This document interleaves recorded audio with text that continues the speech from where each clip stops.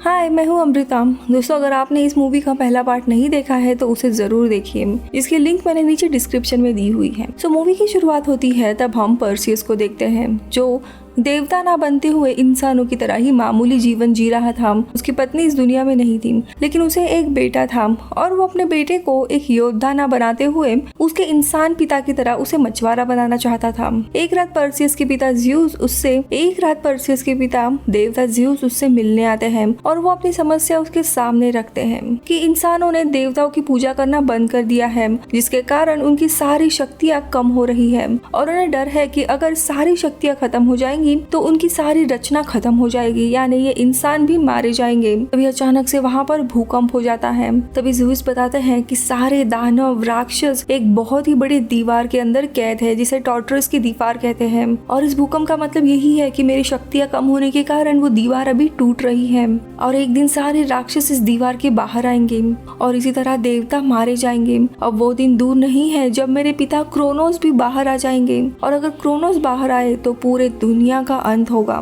Zeus आगे कहता है कि इस लड़ाई में मुझे पर्सियस की मदद चाहिए, लेकिन पर्सियस का एक बेटा था, उसे कुछ हो ना, इसी डर से वो कहता है कि मैं आपकी इसमें कोई भी मदद नहीं करता। अब ज़्यूस ना चाहते हुए भी वहाँ से निकल जाते हैं। इसके बाद ज़्यूस के बेटे एरिस और ज़्यूस के भाई ओसाइडस तीनों भी नरक के दुनिया में हेडिस से मिलने जाते हैं उसकी मदद मांगने के लिए। और ज़्यूस उससे कहते हैं कि उसे टॉर्टरस की दीवार वापस बनानी चाहिए, लेकिन हेडिस उनका प्रस्ताव ठुकराता है और एरिस उसके साथ मिलके अपने ही पिता ज़्यूस और ओसाइरस के ऊपर हमला करता है और दोनों भी ओसाइरस और ज़्यूस को बंदी बनाकर नरक की दुनिया में ही रखते हैं। अब यहाँ पे ज़्यूस बंदी होने के कारण टॉर्टरस की दीवार और भी नीचे बढ़ जाती है, जिसके कारण दो मुंह वाला ड्रैगन बाहर निकल आता है और वो पर्सियस के गांव पर हमला कर देता है। जब पर्सियस की नजर उसके पास जाती है तब वो अपने गांव में लौट आता है और अपने बेटे को बचाते हुए देवताओं ने दी हुई उसकी जो तलवार थी उसे उठाता है और उस ड्रैगन से लड़ाई करने जाता है। यहाँ पे दोनों की काफी लड़ाई होती है, लेकिन अंत में पर्सियस ड्रैगन को मार गिराता है। लेकिन इस लड़ाई में पर्सियस काफी जख्मी हुआ था, इसीलिए वो अपने गांव की एक महिला के पास का इलाज करने के लिए जाता है। वो औरत पर्सियस को कहती है कि तुम इंसान नहीं हो, देवता हो, तुम्हें उनकी मदद करनी चाहिए ताकि ये दुनिया नष्ट ना हो, ये तुम्हारा फर्ज है। लेकिन पर्सियस कहता है कि उसने अपने पत्नी को मरने से पहले वचन दिया था कि वो अपने बेटे की हमेशा रक्षा करेगा। तो वो औरत उसे बताती है कि तुमने अपने पत्नी को जो वादा किया था वो हालात कुछ और थे और आज हालात कुछ और है। अगर ये पूरी दुनिया ही मिट गई तो तुम्हारा बेटा भी नहीं बच पाएगा।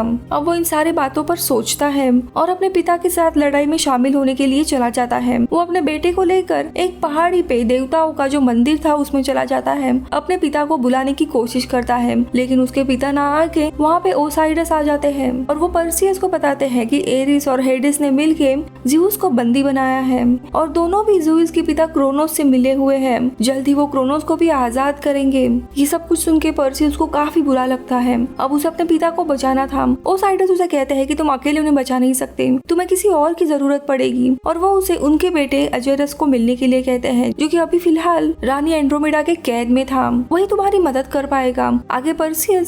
आगे ओसाइडस पर्सियस को अपना त्रिशूल देते हुए कहते हैं इसकी सारी शक्तियाँ तुम्हें मिलेंगी और आगे ओसाइडस मिट्टी में मिल जाते हैं, यानी उनका अंत हो चुका था। अब यहाँ पे पर्सियस अपने बेटे को अलविदा कहता है और वो अपने उड़ने वाले घोड़े की मदद से रानी एंड्रोमेडा के राज्य में चला जाता है। रानी एंड्रोमेडा वही राजकुमारी होती है जिसे पर्सियस ने क्रेकन राक्षस से बचाया था।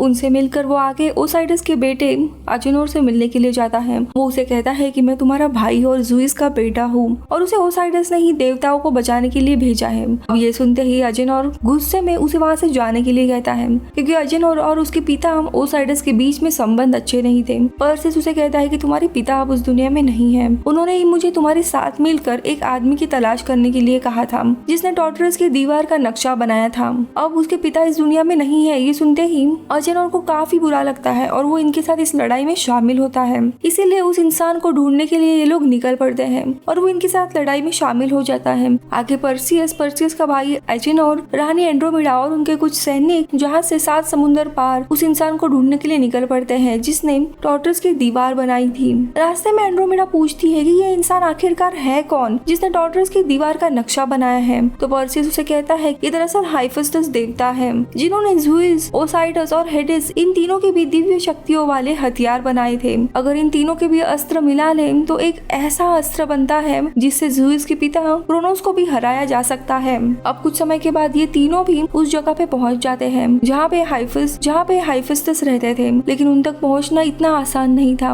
उन्हें घने जंगल से गुजरना होता है। जंगल पार करते वक्त अजिनोर एक फंदे में फंस जाता है और पर्सियस भी उसके पीछे पीछे उसे बचाने के लिए भागता है। तो उसके सामने बहुत ही भयानक एक दैत्य आ जाता है। ये देखते हुए सारे सैनिक उस पे वार करने लगते हैं, उसे मारने लगते हैं, लेकिन वो इतना बड़ा था कि वो इन सारों को हरा देता है। लेकिन पर्सियस अपने साथियों की मदद से दैत्य को नीचे गिरा देता है और उसकी छाती पे चढ़ के ओसाइरस इनका जो त्रिशूल रहता है उससे वो वार करने ही वाला था। लेकिन तभी उसी की तरह बाकी के दैत्य आते हैं और वो पर्सियस के हाथ में ओसाइरस इनका त्रिशूल देखते हुए उसके सामने झुक जाते हैं और इन सब को देवता हाइफेस्टस के पास लेके जाते हैं। यहाँ पे पर्सियस हाइफेस्टस को बताता है कि देवता ज़ूइस को हेडिस ने कैद करके नरक लोक में बंद कर दिया है और ओसाइरस देवता भी मारे गए हैं और उन्हीं की मदद लेने के लिए वो हाइफेस्टस के पास आया है। लेकिन ये सारी हकीकत सुनते ही हाइफेस्टस उसे कहते हैं कि मैं तुम्हारी कोई भी मदद नहीं कर सकता। अगर ओसाइरस मारे गए हैं और ज़ूइस कैद में है, इसका मतलब यही है कि दुनिया का अंत नजदीक है। तो आगे पर्सियस कहता है कि आप भी एक देवता हो, आप हमारी मदद कर सकते हो। तो हाइफेस्टस उन्हें कहता है कि मैं देवता था, लेकिन मैंने हेडिस के लिए हथियार बनाया था जिसके कारण तुम्हारे पिता ज़ूइस और ओसाइरस ने मेरी सारी शक्तियाँ छीन ली और मुझे एक मामूली इंसान बनाया। तो रानी उन्हें कहती है कि मामूली इंसान बनना कोई बुरी बात नहीं है, इंसान के पास भी अपनी अपनी शक्तियाँ होती है। अब ये सुनते ही आगे हाइफेस्टस उन्हें बताते हैं कि ज़ूइस को जरूर उन्होंने टार्टरस की दीवारों के बीचों बीच रखा होगा और तभी हम नरक की दुनिया में देखते हैं तब ज़ूइस को दरअसल टार्टरस के बीचों बीच में ही रखकर आग के बीचों बीच उन्हें रखा था और क्रोनोस उनकी सारी शक्तियाँ उनसे छीन रहा था। हाइफेस्टस आगे उन्हें बताते हैं कि जब मैंने टार्टरस का कैद खाना बनाया था तो मैंने वहाँ जाने के लिए एक गुप्त रास्ता भी रखा था जिसके जरिए हम अंदर जा सकते हैं और ज़ूइस उनको बचा सकते हैं, लेकिन उसके पहले हमें टार्टरस की दीवारों तक पहुँचना पड़ेगा। इसीलिए ये सब लोग अब टार्टरस की दीवारों की ओर निकल पड़ते हैं। कुछ समय के बाद ये लोग वहाँ पे पहुँच जाते हैं, लेकिन वहाँ पर एरिस इनके ऊपर हमला कर देता है और इन सबके साथ जंग छिड़ जाती है और एरिस इनके ऊपर भारी पड़ने लगता है क्योंकि एरिस ये युद्ध का देवता था। उनके हमले में पर्सियस भी काफी जख्मी होने लगता है और वो इन सबको बुरी तरीके से हरा देता है। लेकिन तभी हाइफेस्टस देवता वो खुफिया रास्ता ढूंढ निकालते हैं और उसे खोल देते हैं, जिसके कारण पर्सियस, क्वीन एंड्रोमेडा और अजिनार ये तीनों भी अंदर चले जाते हैं। लेकिन एरिस देवता हाइफेस्टस को पकड़ने में कामयाब होता है और वो उन्हें पकड़ के मार देता है। अब इन तीनों को भी आगे बढ़ना था। उनके हाथ में हाइफेस्टस ने दिया हुआ एक नक्शा होता है। तो वही दूसरी तरफ ज़ूइस अपने आखिरी पलों में अपने भाई हेडिस से माफी मांगते हैं उसे ये नरक की दुनिया देने के लिए। हेडिस को भी ज़ूइस के ऊपर दया आती है और वो उन्हें माफ करता है। इन दोनों की भी बातचीत हो ही रही थी तभी वहाँ पर ज़ूइस का बेटा एरिस आ जाता है और वो हेडिस पर हमला कर देता है।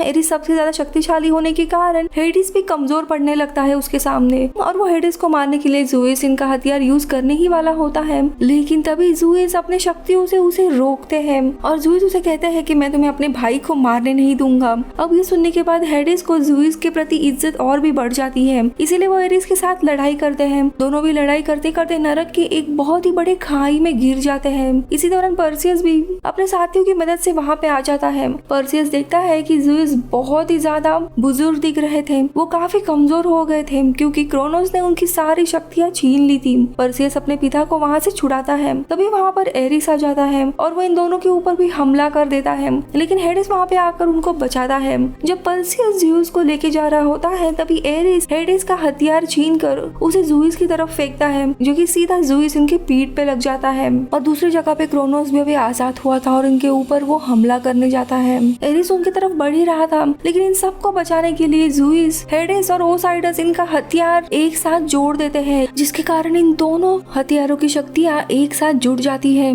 और एक बहुत ही बड़े धमाके से ये सब लोग नरक लोक से निकलकर बाहर आ जाते हैं और रानी एंड्रोमेडा के राज्य में पहुंच जाते हैं। यहाँ पे ज़ूइस पर्सियस को काफी थैंक यू कहते हैं क्योंकि वो अपने पिता को बचाने के लिए वापस आया था। वो उसे कहते हैं कि बेटा मेरे पास अभी ज्यादा शक्ति नहीं है और मैं क्रोनोस को रोक भी नहीं सकता, उसे तुम्हें ही रोकना पड़ेगा। अब पर्सियस को पता चल गया था कि उसे तीनों हथियारों की जरूरत है, लेकिन उसका आखिरी हथियार एरिस के पास था था। इसीलिए पर्सियस टेलीपैथी के जरिए एरिस को चुनौती देता है कि अगर तुम बेहतर हो तो मुझसे लड़ाई करने के लिए एक जगह आने के लिए उसे कहता है। अब एरिस वहाँ पे आ जाता है और दोनों के भी बीच में बहुत ही ज्यादा लड़ाई शुरू होती है। ये काफी घमासान इनकी लड़ाई चल रही थी। तो दूसरी तरफ हम क्रोनोस को देखते हैं जो अब धरती पर आ गया था। वो काफी शक्तिशाली और डरावना था और हर जगह वो तबाही मचाते हुए आगे बढ़ रहा था। तो दूसरी जगह पे रानी एंड्रोमेडा की फौज और अजेनार बाकी दैत्यों से लड़ रहे थे। काफी घमासान लड़ाई शुरू हो रही थी। यहाँ पे हेडिस भी ज़ेउस से मिलने आते हैं। ज़ेउस बेहोश पड़े थे,